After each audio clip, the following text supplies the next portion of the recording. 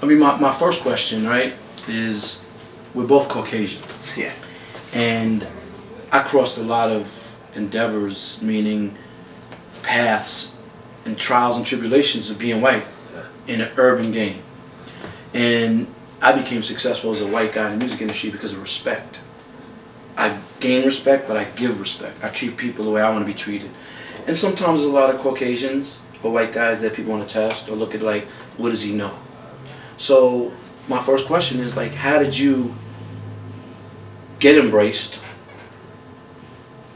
or give back to get into the music industry as a white guy from Minneapolis? Yes, that's what I was you saying. know, Mall of America. Yeah. They don't know the Mall of America's in there, the mall with the roller coasters. Exactly. How did you overcome all that? Because it wasn't easy. I think you hit the nail on the head when you said it's about, you know, respect, giving it, getting it. Like, I treat everybody equal. I would say, like, look, I treat no matter who it is the same way. I act the same. I don't change when I'm around different people. I don't try to act like I'm me, whether it's, you know, somebody from Compton or the CEO of a big corporation right there. And I think people can identify and really understand, and they see what's real and what's not. When you put on a front and change, like if I was like, yo, what's up, like that's not how I talk to everybody the same way. And I think people respect, like when you do that, I think, and again, it's just going back to giving and getting respect, and luckily I feel like our generation, but there's still a ton of steps that need to be there. Like growing up, like there was no color barriers. Like the thinking that somebody's different because of who they are is like, it just doesn't even make any sense to me. So I've kind of just approached it from that, almost like an ignorant perspective, and you know, I've just treated everybody the way you want to treat them, give respect from everybody, no matter who it is in front of you. And that's the same, not even with color of skin, but from like levels in the industry, from an intern to a CEO. Obviously they're in different places, but at the end of the day, we all are the same. I respect you because as long as I've known you, you've been humble, you've never changed, and you're always yourself. Vice versa, man. Thank you. What inspired you to become DJ Skee? Just the love of music. I mean, it's always been something.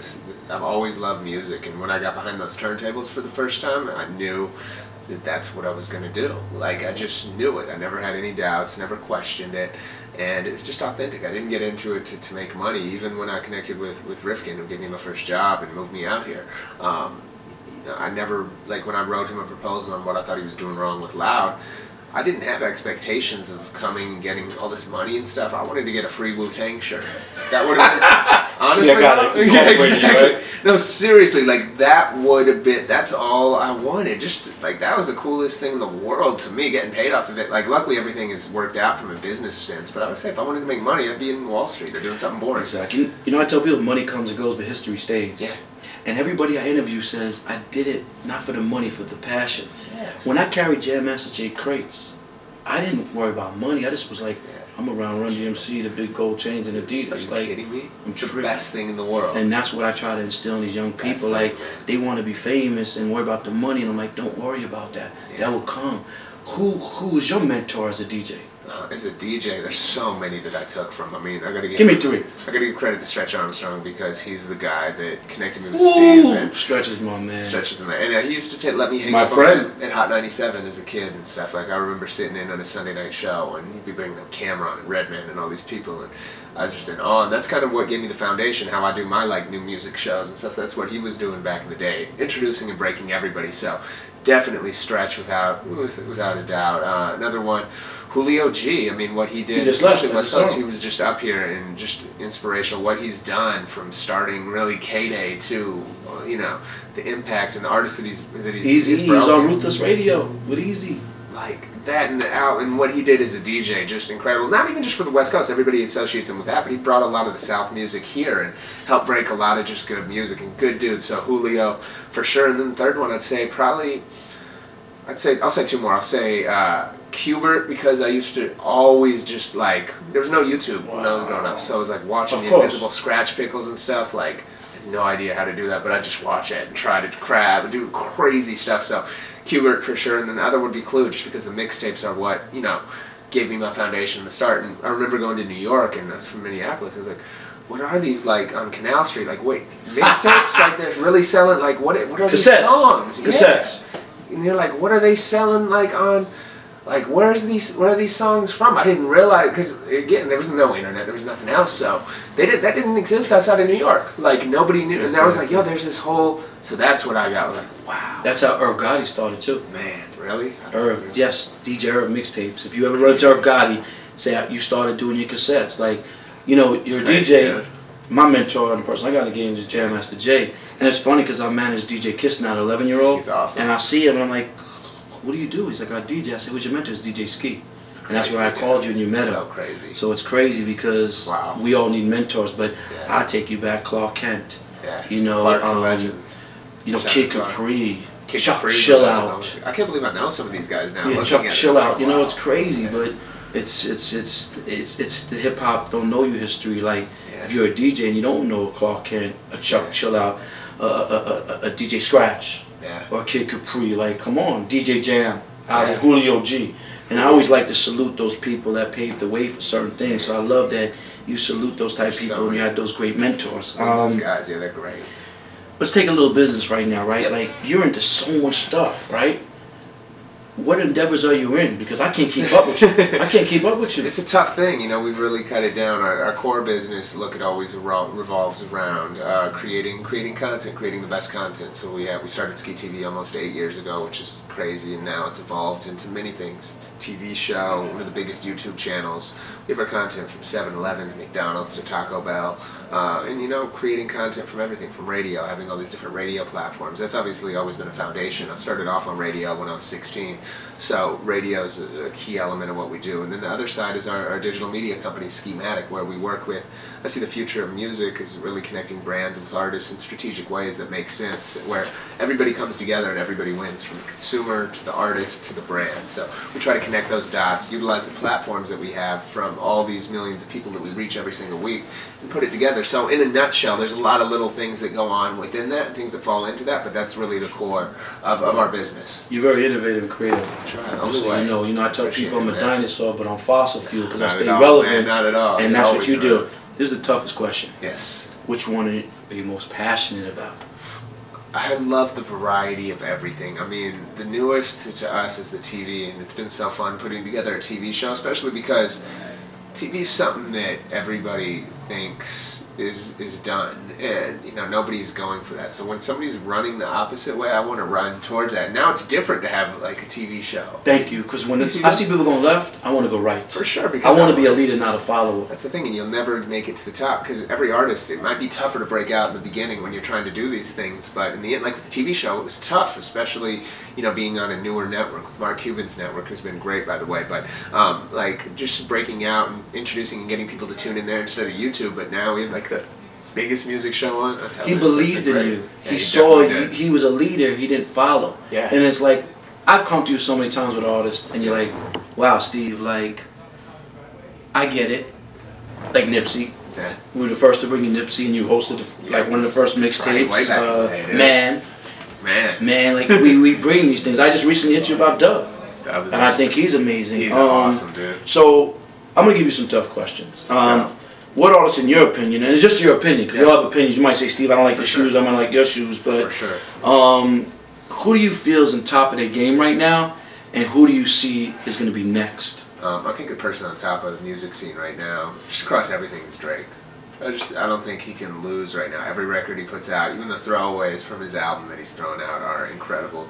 The impact that he's having on pop culture and radio and stuff, I don't think anybody's making better music right now, especially from like a mainstream commercial level, but still good music that everybody accepts. I think Drake is the best right now. Right, and who do you see that someone might not know and you want to give up his goods right now, and maybe somebody like an A&R or a label or new fans are going to think of? There's so much dope stuff. You just mentioned one, Dub. I've been a fan of for forever. Like, you know, since he was a kid, we put him on an early game mixtape. I'm trying to think of who else. There's so much good talent out there. I'm really a fan of, we've had some great people on the show recently on our TV show. I'm really a fan of what Dizzy Wright and that whole Funk Volume camp, like those guys. I think Dizzy's dope.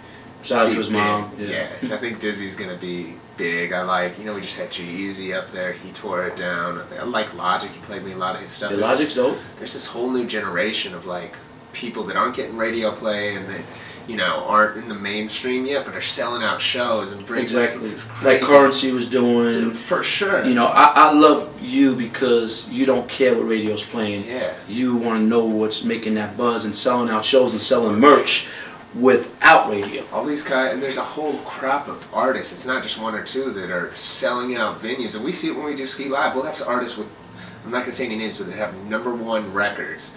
That when we do free concerts, invite fans out. They might have a few hundred people show up. Then we have people with no records on the radio. Right. The network has no idea who it is. They're like, who are you booking? 3,000 kids outside in line. Yeah. It's nuts. It's weird. It's like it's totally different, the opposite of way of thinking. It's going back to how it used to be. That's what and I love that. Leads into our next question. Where is hip-hop going and what's next for hip-hop to you? Now, hip-hop just celebrated 40-year birthday a couple of months ago. Def Jam, 30 year.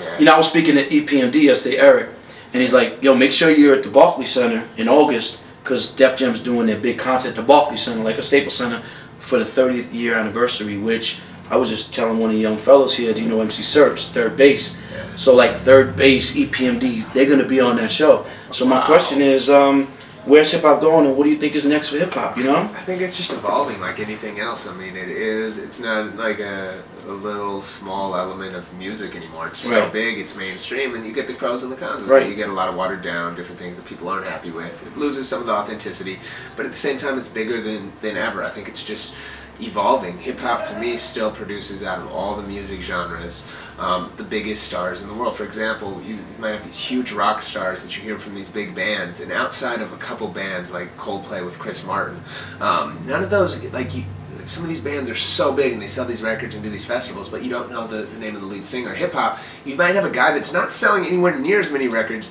but you know their name, you know who they are. And to me, music's the most powerful tool in the world. And outside of you always have a few mainstream pop people. So I'm not going to say hip-hop's bigger than Gaga, Katy Perry, because those are the biggest in the world. But when you have, I mean, I guess you look at Jay-Z, Drake, all those guys are as big as anybody. But even 2 Chainz, he's more known than the biggest rock, the lead singer of the biggest rock band right now, 2 Chainz, who isn't as big as quite as Jay, I don't think. You know, we know him as Pretty Boy, you know, from back in the day. Exactly.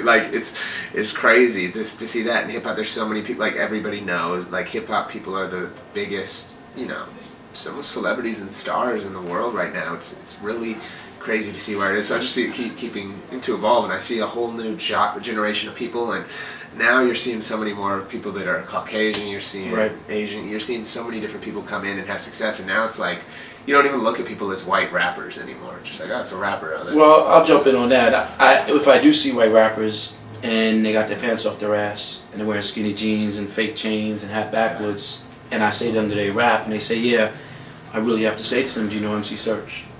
Or the Beastie Boys, and if they say no, which 9 out of 10 they do say no, damn. I say hip-hop don't know you, please learn the business, please go back and figure this out. You see the spray paint for the eyes? I could have put Interscope, I could have put Interscope, I could have put the Instagram logo, but rap started with graffiti, breakdancing, and DJ. So that's what I say, wow, how don't you know MC Search from Third Base or stuff like that, you know what I mean? Yeah. So, you know, that's my passion that comes with it. I see the little G over there though too. Yeah, put the Giants. Had to do that. You got a little New York on there. Yeah, this one, I made this up. I wanted this to be what it was. What are your future plans for all your businesses? Oh, man. You know? Just always.